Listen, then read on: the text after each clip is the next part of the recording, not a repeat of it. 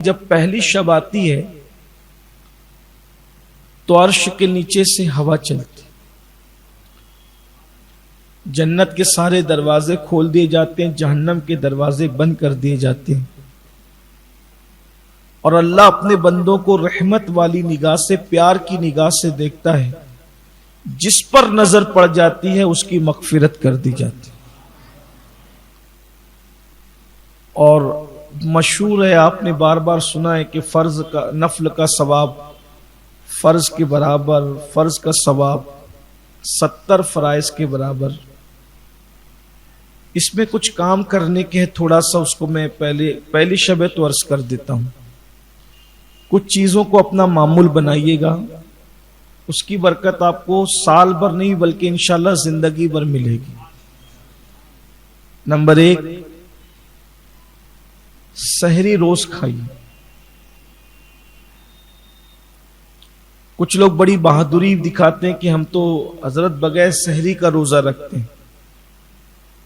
بغیر سحری کا روزہ رکھنا یہ فضیلت کی بات نہیں، فضیلت کی بات ہے آپ سحری کھائیے۔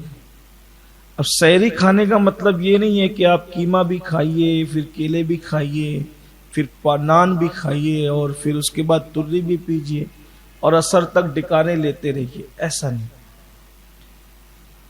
بہترین سحری ہے کھجور اور دودھ،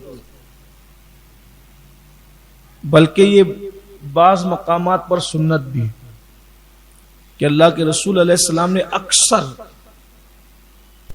سحر کے اندر دودھ اور کھجور کو پسند فرمایا۔ ایک تو کیونکہ سحری کا ثواب یہ ہے کہ ہزاروں فرشتے سحری کھانے والوں کے لیے مغفرت کی دعا کرتے، اور سحری میں جلدی اٹھیے۔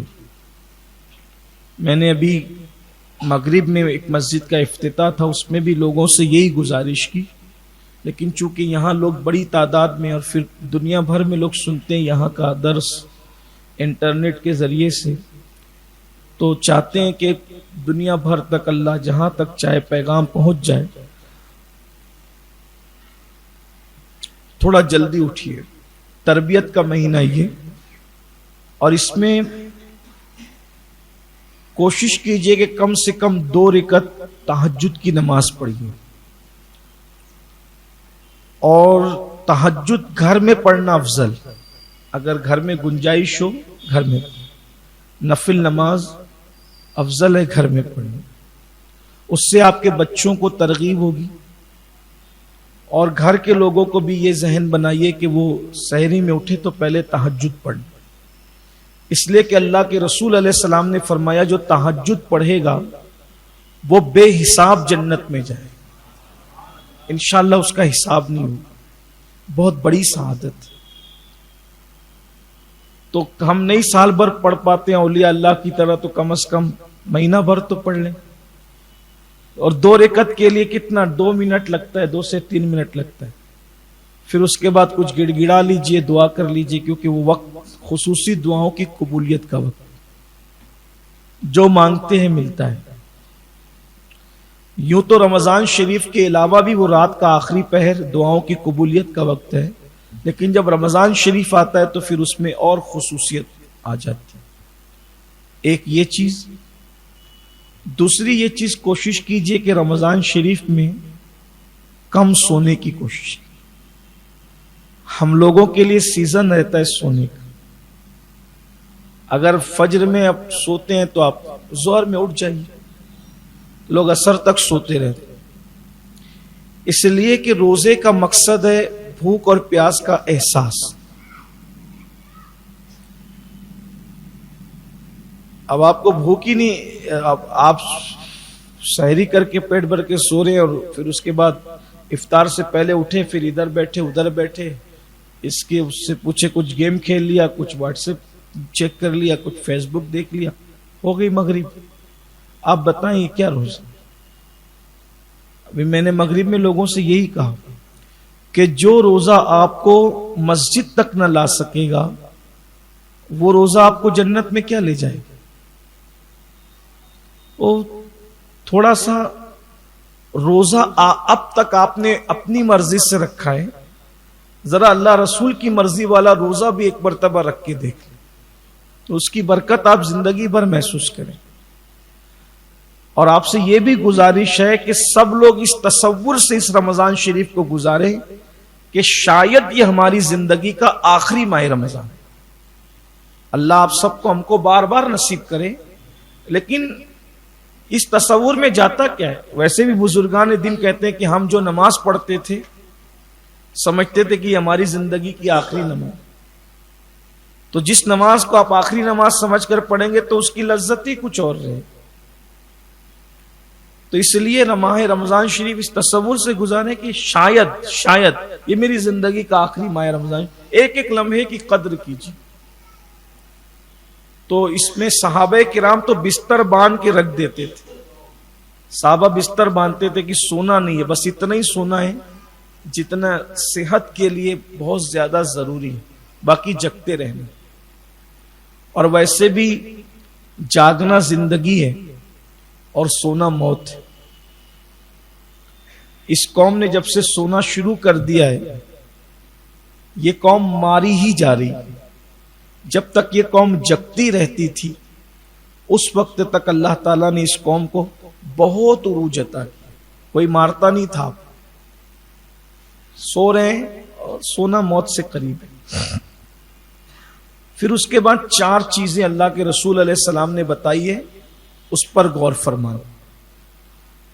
یہ حضور علیہ السلام کا بتایا ہوا یہ رمضان شریف کے 4 اعمال ہیں۔ نمبر 1، اور سب کے لیے آسان ہے، کسان ہو، لوم مزدور ہو، سائزنگ مزدور ہو، امیر ہو، غریب ہو، عالم ہو، غیرہ، سب کے لیے۔ آقا علیہ السلام فرماتے ہیں رمضان شریف میں 4 چیزیں کثرت سے کرو۔ نمبر 1، پہلا کلمہ طیبہ کثرت سے پڑھو، لا الہ الا اللہ محمد الرسول اللہ صلی اللہ علیہ وآلہ وسلم۔ کیسے پڑھیں گے؟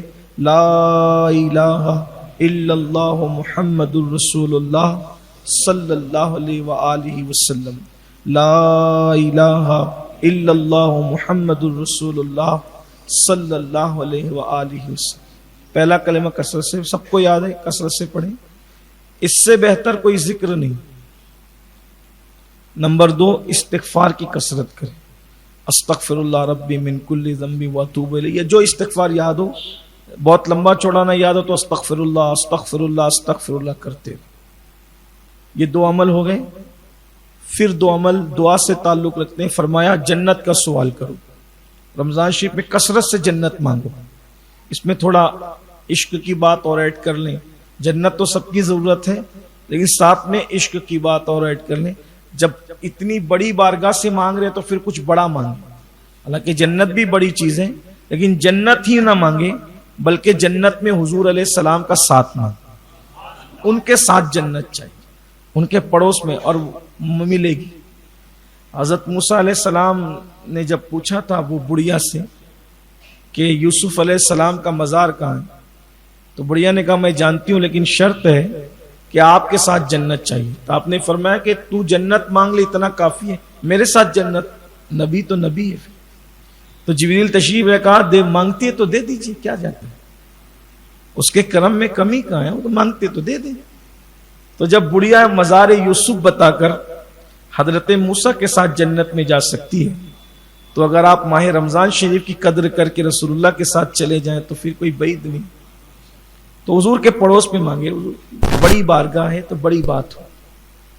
اور یوں بھی میں آپ سے گزارش کرتا ہوں، شاید میں نے پہلے بھی کہا تھا، اللہ کے یہاں ہمیشہ بڑی ہی مانگنا چاہیے، اس لیے کہ بارگاہ بڑی ہے، ہمیشہ وہاں سے بڑا مانگا کرو، بڑی چیز مانگا کرو، اور دینے والا یقین سے مانگا کرو، اس پہ یقین ہے تو پہلی چیز کلمہ طیبہ، دوسری چیز استغفار، تیسری چیز جنت کا سوال، اور وہ بھی رسول اللہ کے ساتھ ان کے پڑوس میں صلی اللہ علیہ وسلم، اور چوتھی چیز جہنم سے پناہ مانگنا۔ اس کا وہ دعا سن لیں، اللہم اجرنا من النار، کیا پڑھے؟ اللہم اجرنا من النار، رمضان پڑھتے رہیے۔ اس کا مطلب ہوتا ہے اللہ میں جہنم کی آگ سے تیری پناہ مانگتا ہوں۔ اور ایک حدیث پاک میں ہے کہ جو مغرب کی نماز کے بعد کسی سے بات کیے بغیر 7 مرتبہ کہہ لے اللہم اجرنا من النار، انشاءاللہ وہ جہنم میں نہیں جائے گا مغرب کی نماز کی۔ اور رمضان شریف میں کثرت 4 اعمال ہے، درود شریف، استغفار اور جنت کا سوال اور جہنم سے اللہ کی پناہ، اور پھر کثرت سے تو درود شریف پڑھتے ہی رہی۔ اللہ تبارک و تعالی ہم سب کو توفیق عطا فرمائے۔ تراویح بھی روز پڑھیے، 2 دن 3 دن پڑھ کے لوگ کم ہونے لگتے ہیں اور حضرت پیر درد کر رہے ہیں۔ جو قوم اب اللہ کے نام پر 1 مہینے میں روزانہ 1 گھنٹہ نہ کھڑی رہ سکے، حالانکہ مسجد کے باہر بھنکس کرتے ہوئے 1.5 گھنٹہ کھڑے رہیں گے، مسجد کے اندر نہیں کھڑے رہ سکتے، اور کہتے ہیں شیطان بہکاتا ہے، شیطان بھی تو اندر ہو گیا، اب کون بہکا رہا ہے؟ تو کیا انسان خود شیطان نہیں بن گیا؟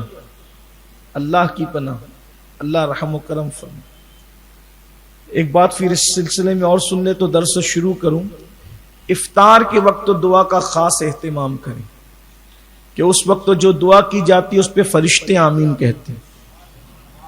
اپنے گھر کے بال بچوں کو لے کر کے بیٹھیے، خود دعا کیجیے، اور جن کے گھر میں کیبل ہے تو پھر وہاں اسپیکر لگے ہوئے تو وہاں تو دعا ہوتی ہے، تو اسی میں آپ شامل ہو جائیے۔ جہاں نہیں ہے تو وہاں کم سے کم آپ خود دعا کا اہتمام کریں، جس لہجے میں چاہے کریں، جس انداز میں چاہے کریں، لیکن دعا کا اہتمام کریں۔ اللہ تعالیٰ توفیق عطا فرمائے۔